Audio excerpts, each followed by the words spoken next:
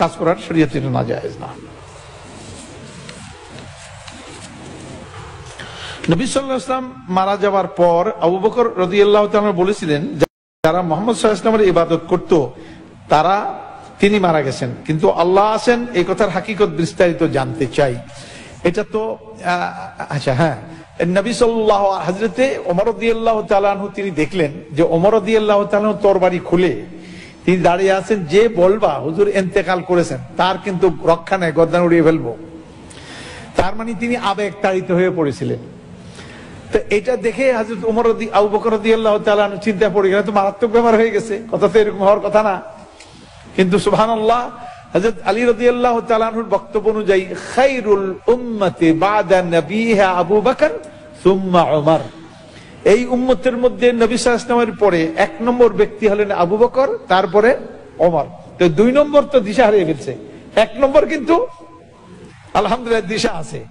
এবার তিনি লোকদেরকে ডাকলেন, একত্রিত করলেন, এরপরে আল্লাহর হামদ সানা করলেন, তারপরে বললেন, শুনো আইয়ুহান নাস, হে লোক সকল, মান কানা মিনকুম ইয়াবুদু মুহাম্মাদান ফাইন্না মুহাম্মাদান কাদ মাত ওয়া মান কানা ইয়াবুদুল্লাহ ফাইন্নাহু হাইয়ুন লা ইয়ামুত।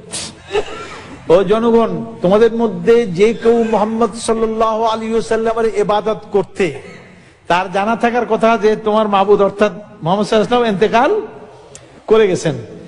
আর যে ব্যক্তি কার ইবাদত করতে, আল্লাহ তাআলার ইবাদত করতে, তো আল্লাহ তিনি চিরঞ্জীব, লা ইয়ামুত, কখনো তিনি মৃত্যুবরণ করবেন না। তাহলে চিন্তার কারণটা কি? নবী সাল্লাল্লাহু আলাইহি ওয়াসাল্লাম তো নিজের ইবাদত শিখাতে আসেন না, কার ইবাদত শিখিয়েছিলেন?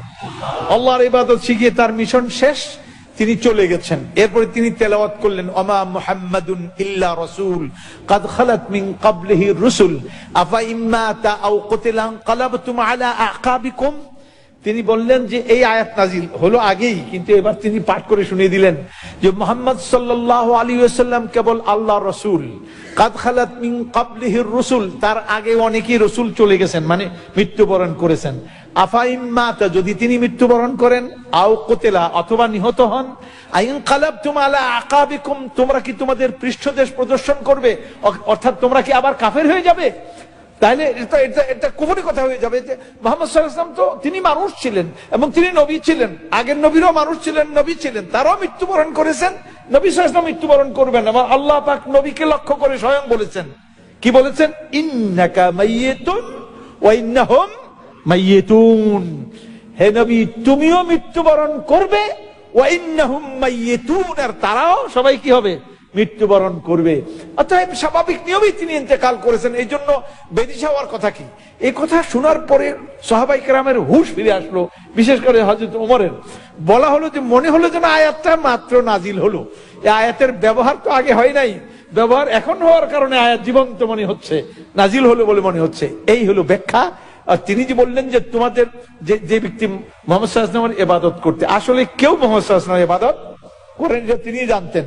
তাহলে তার যখন ইবাদত করো না, তার যখন ইবাদত তোমরা করতে না, তাহলে মাবুদ তো আছেন, মাবুদ আছেন, আমরাও ইবাদত করনেওয়ালারা আছি। আর তিনি আসছিলেন ইখরাজুল ইবাদি মিন ইবাদাতিল ইবাদি ইলা ইবাদাতিল্লাহি ওয়াহদাহ। নবীর মিশন হলো বান্দাদেরকে বান্দাদের গোলামি ইবাদত থেকে মুক্ত করে একমাত্র আল্লাহর ইবাদতে যুক্ত করে দেওয়ার মিশন ছিল কার? নবীর। অতএব নবীর মিশন শেষ, তিনি চলে গেছেন। অতএব চিন্তা করো কারণ নেই। আমার মনে হয় ব্যাপারটা ক্লিয়ার।